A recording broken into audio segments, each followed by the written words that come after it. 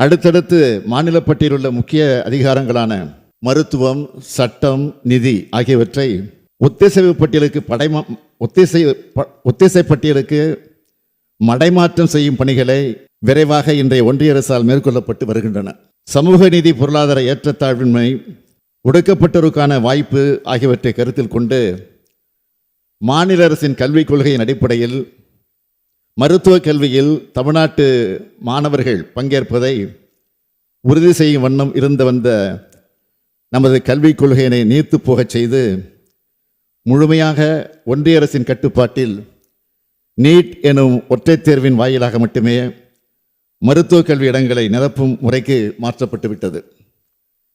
இந்த நீட் தேர்வு ஒரு சாராருக்கு மட்டுமே பயனுள்ளதாகவும் பயிற்சி மையங்களை ஊக்குவிக்கும் வண்ணமும் கிராமப்புற மற்றும் பொருளாதாரத்தில் பின்தங்கிய மாணவர்களுக்கு பெரும் பின்னடைவு ஏற்படுத்தும் விதமாகவும் உள்ளது.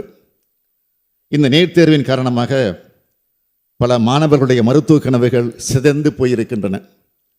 பல மாணவர்களுடைய விலை மதிப்பில்லா உயிர்களை இழந்து நாம் தவித்து கொண்டிருக்கிறோம்.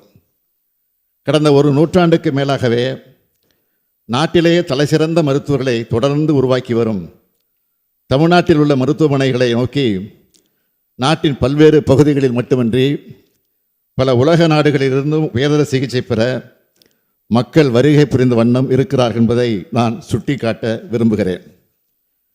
நாட்டிலேயே தலைசிறந்த மருத்துவர்களையும் உயர்தர மருத்துவமனைகளையும் முன்னணி மருத்துவக் கல்வி நிறுவனங்களையும் கொண்டுள்ள தமிழ்நாட்டில் தரமான கல்வி கொடுக்கப் போகிறோம் என்ற பெயரில் நீட் தேர்வு மூலம் பொதுக்கல்வி முறையை சிதைப்பதையே நாம் தொடர்ந்து எதிர்த்து வருகிறோம். இந்த நீட் தேர்வால் ஏற்பட்டுள்ள இன்னல்களை களையும் விதமாக இந்த சட்டமன்ற பேரவையால் நிறைவேற்றி அனுப்பி வைக்கப்பட்ட சட்டத்துக்கு ஒப்புதல் மறுக்கப்பட்டுள்ளது. இதேபோல் மாநில பட்டியலில் இருந்த கல்வி ஒத்திசைவு பட்டியலுக்கு ஒன்றிய அரசால் மாற்றம் செய்யப்பட்டதால் தேசிய கல்விக் கொள்கை 2020 மூலம் மும்மொழி கொள்கையை தமிழ்நாட்டில் திணிக்க ஒன்றிய அரசால் முயற்சி மேற்கொள்ளப்பட்டு வருகிறது.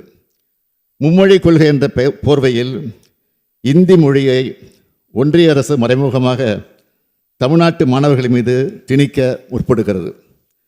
கல்விக் கொள்கையில் தமிழ்நாட்டு மாணவர்களின் எதிர்கால நலனை மட்டுமே முதன்மையாக கருதும் திராவிட மாடல் அரசு தேசிய கல்விக் கொள்கை ஏற்காததால் சமக்கர சிக்ஷா அபியான் திட்டத்தின் மூலம் தமிழ்நாடு அரசுக்கு விடுவிக்க வேண்டிய சுமார் 2500 கோடி ரூபாயை விடுவிக்காமல் தமிழ்நாட்டு மாணவர்களின் நலனை வஞ்சித்து வருகிறது.